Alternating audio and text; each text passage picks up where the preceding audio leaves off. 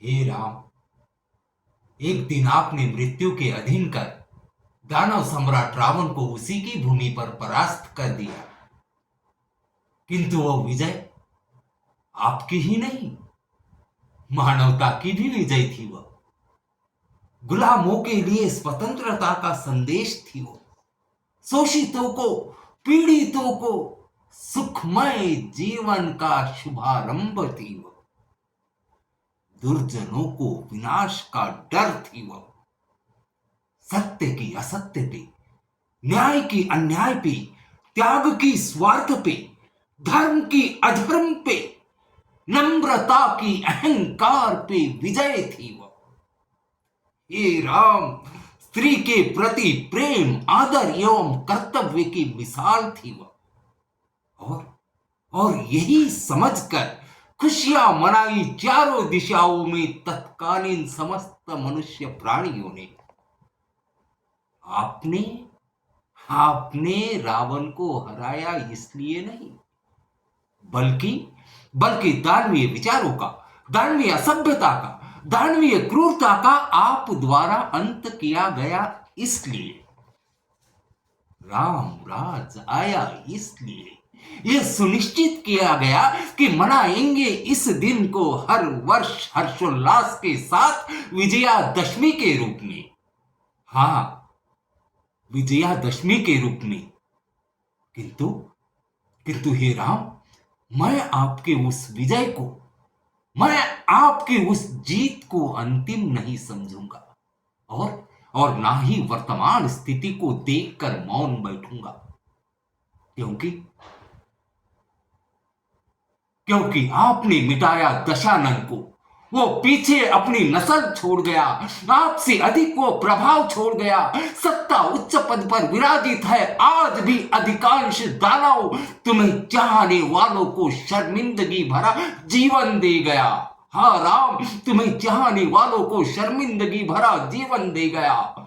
मेहनत मजदूरी कर खून पसीना बहाने वालों को, खेत खलियानों से अनाज उगाने वालों को नहीं मिलता है आज भी कपड़ा ढकने को तन, हड्डियों का ढांचा उनका नहीं खाने को अन्न।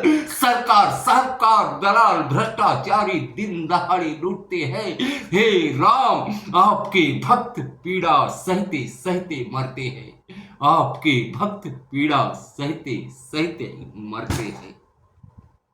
इसीलिए इसीलिए राम जी, मैं आपके उस युद्ध को, मैं आपकी उस जीत को अंतिम नहीं समझूंगा, और ना ही वर्तमान स्थिति को देखकर मौन बैठूंगा। क्योंकि क्योंकि केवल एक रावण को आपने समाप्त किया, किंतु यहां असंख्य रावण खुले आम घूम रहे हैं, झोली भर अपनी पूरा देश कंकाल कर रहे हैं, भोली भाली जनता को आपस में लड़ा रहे हैं, जात पात के नाम पर, काले गोरे के नाम पर आपस में लड़ा रहे हैं। चंद धर्मांध धुर्तों के कहने पर स्वयं राम रहीम एक दूसरे को काट रहे हैं। राम, स्वयं राम रहीम एक दूसरे को काट रहे हैं। इसीलिए इसीलिए मैं आपके उस युद्ध को, मैं आपके उस जीत को अंतिम नहीं समझूंगा, और ना ही वर्तमान स्थिति को देखकर मौन बैठूंगा।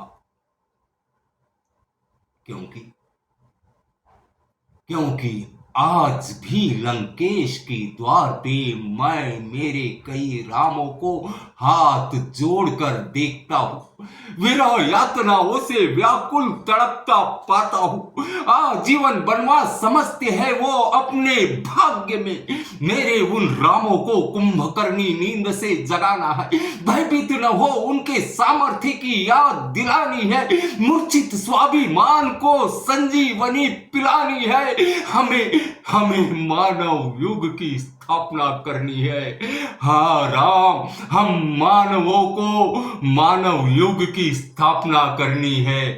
हम मानवों को मानव युग की स्थापना करनी है। इसीलिए इसीलिए राम जी, मैं आपके उस युद्ध को अंतिम नहीं समझूंगा, और ना ही वर्तमान स्थिति को देखकर मौन बैठूंगा।